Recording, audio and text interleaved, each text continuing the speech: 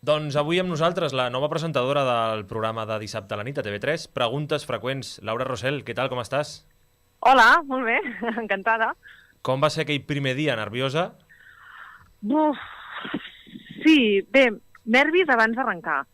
Aquell mal de panxa de saber que ja estàs amb el compte enrere i que no hi ha escapatòria, que no, no pots fugir d'allà. Però un cop va començar, i quan dic començar vull dir un cop va entrar al públic, els vaig poder saludar, tothom es va posar en posició, doncs vaig dir, mira, disfruteu. Passa-t'ho bé, anar per totes i ja està. I a partir d'aquell moment va entrar aquell vídeo, no? Aquell gag de l'arrencada i ja està. El regidor em va donar el pas perquè entres al plató i ja està. I tot va fluir, tot va anar sobre rodes i em vaig sentir molt còmoda. Llavors vaig poder deixar els nervis ben arraconats, ben de banda, que no em prenyessin i bé, tensió sí, perquè clar, són moltes hores de directe, 4 hores de directe, sí. I per tant has d'estar en tensió, però nervis, per sort, no. Bé, uns nervis previs que a vegades no va malament també per agafar aquest punt de tensió i sobretot, després, el dia següent, quan t'arriba aquesta dada d'un 18,2 amb més de 300.000 espectadors, això deu ser una alegria. Sí, i tant, i tant, i tant.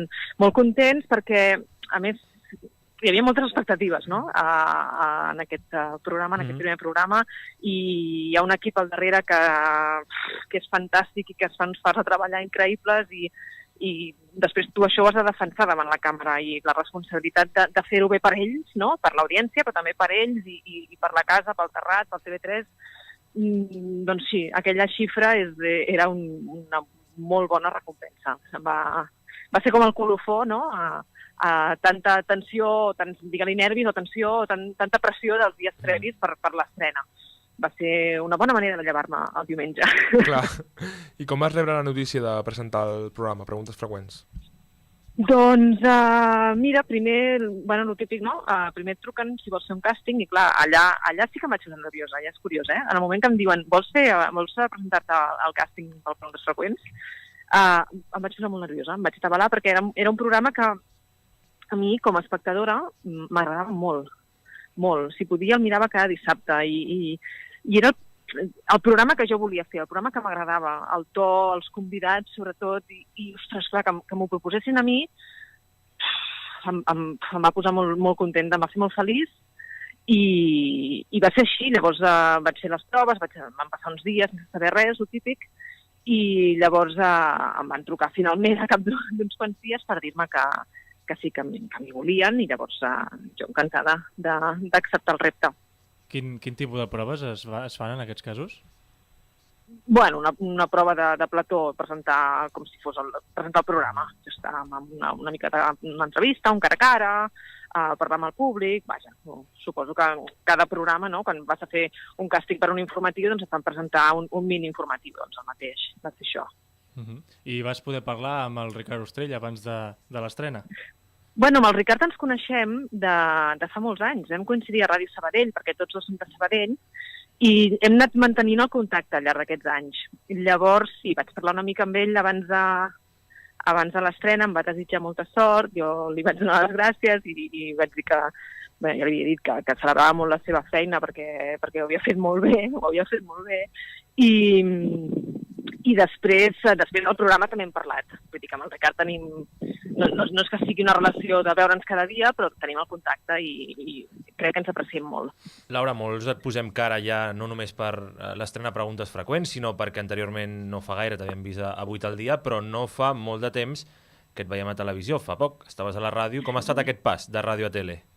Doncs ha estat com tornar a començar de nou gairebé, perquè, com tu dius, jo la meva carrera l'he fet sempre a la ràdio, i quan portes tants anys treballant amb un mateix mitjà, doncs estàs molt fet a aquell mitjà, no?, aquell ritme, a la gent del sector, a la manera de treballar, aquest llenguatge, i llavors canviar de mitjà és com has d'aprendre de nou, t'has de reinventar de nou, i per mi va suposar aprendre un llenguatge nou, un llenguatge televisiu que jo no tenia. O sigui, la matèria prima, que és la informació, no?, l'actualitat, això ja ho tenim, però més o menys és el mateix, no? Però la manera d'explicar-ho, la manera de fer-ho arribar a l'espectador en aquest moment, incorporar la imatge, la teva cara, no? Jo soc molt de fer ganyotes, de fer gestos, i incorporar això dins del discurs doncs, ha estat un aprenentatge brutal.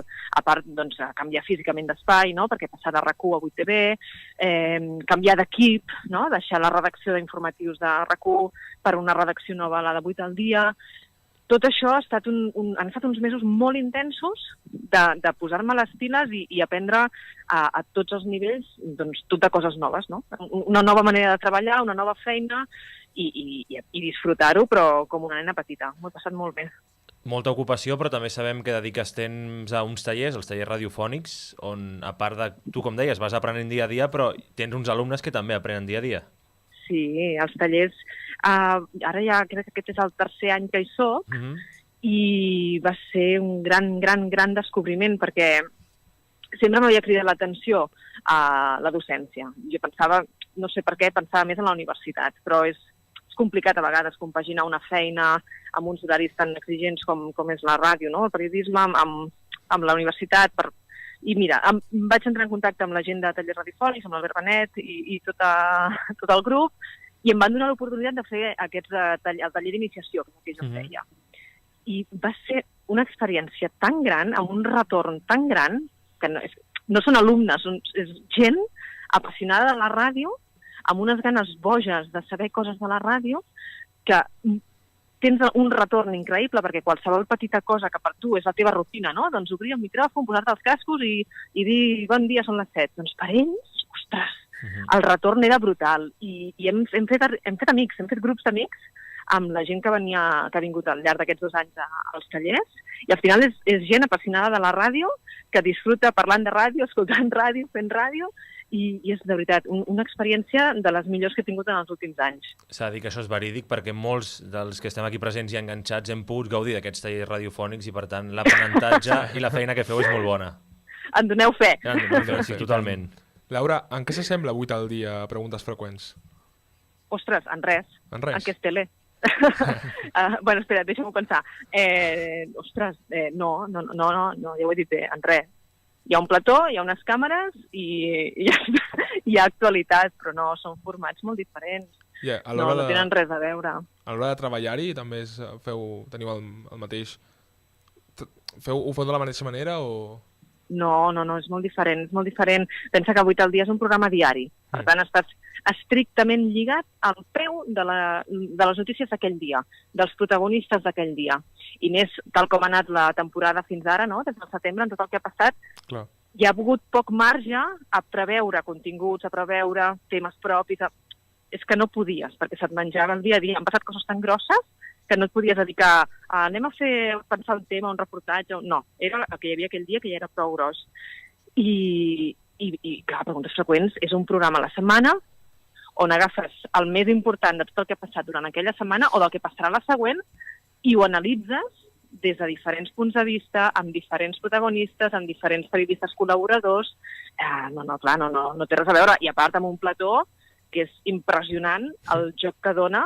Per mi és un format que jo no havia vist mai fins ara a la tele, un format del tot nou, que et permet tant estar asseguda, com deixar algú que s'assegui a la teva cadira, com anar amb el públic, anar a la pantalla gran, al videowall, tornar, quedar-te dret al mig del plató. O sigui, dona un joc infinit. Per tant, no té res a veure, I ja per anar acabant, què creus que pots aportar a aquest nou fax?